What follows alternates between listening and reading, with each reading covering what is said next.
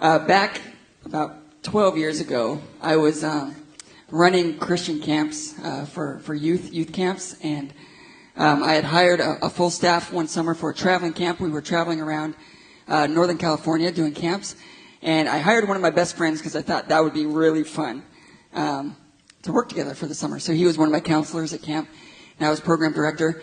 And there was this camp, Sky Mountain. Some of you might have been up there before. They've got kind of this drop-off point where you come to a certain spot, and then you have to like take this hay ride or walk to get the rest of the way to the camp. And so it was the end of the week. We had dropped the kids off at the hay ride point. We had taken them out to the bus and sent them off, and everybody else was going to walk along the road to get back to camp. And my friend and I, we were coming up on a break day. We thought, you know what, let's just go along the lake, because there's this beautiful lake there. Let's walk along the lake and just take our time and get back. So we start going on the lake, and we think, you know, it's not going to take that much longer. But we get to this spot where there's an arm in the lake that juts back basically to the road, and we're pretty far off the road now. It goes all the way into the road, and I'm not good at guessing distances, but I'm looking out over this thing, and there's shore over there, and I think, that's not too far. I could swim that. No problem, right? And back then we were really cool because we had these pagers. Like, cell phones weren't in yet, so we had these things called pagers. I don't know if anybody wears those anymore. But I had a pager, and my friend had a pager, because who needs to get a hold of us when we're 18? And so we were like, well, do you think we could swim across this thing and, like, hold the pagers over our head? Would that work? Sure. You know, I'm 18, 19 years old. I'm strong. I can do this. So we go for it. We decided, yeah, we're going to do it. We're going to hold our stuff above the water. Got our shoes on and our clothes on. We get into the water, and we're starting to go, and about halfway out, I'm starting to feel really heavy. Like, this is not a good thing. I'm not doing too well here. And I'm starting to struggle, and I could tell my friend Ben was starting to struggle too. So I look over, and all of a sudden, I don't see his hand out of the water anymore. He's put his pager in his pocket or dropped it. I don't even know where the pager went. But he's struggling. He's struggling pretty bad. And we're at the point in the middle where it's too far to turn back, and we're about the same distance from either way. And very calmly, he just starts to say, "Help! I'm not going to make it." And I'm feeling this same thing, but I'm not crying out for help yet.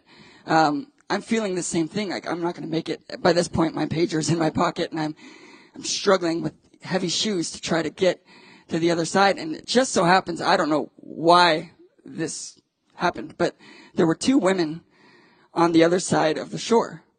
And as my friend cried out for help, one of them swam out to bring him to shore. And I struggled and struggled and struggled all along, thinking, I'm not going to make it.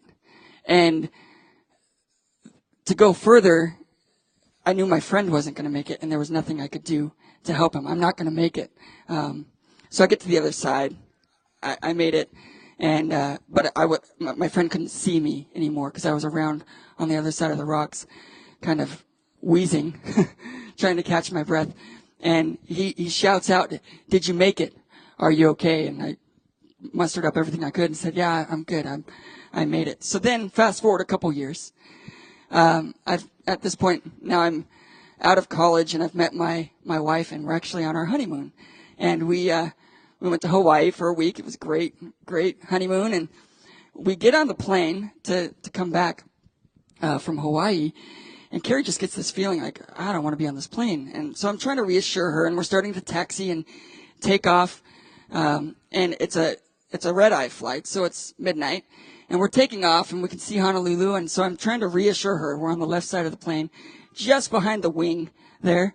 So the two engines are to my left. And so I'm pointing out, hey, look, there's our hotel. Everything's fine. And all of a sudden, there's large flames pouring out of the engine. Now, it's a red-eye flight, so flames at night are a lot more dramatic than they are during the day. And my reassurance I went quiet at that point. There was no reassurance. I'm staring out the window, feeling heat with my jaw dropped.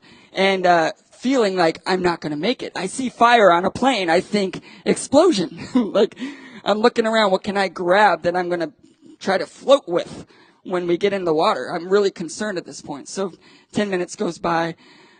Nothing. We didn't turn around. It's a 5-hour flight. We didn't turn around. The captain comes on and says, we got 3 other engines. We're going to shut this one down and just kind of keep going.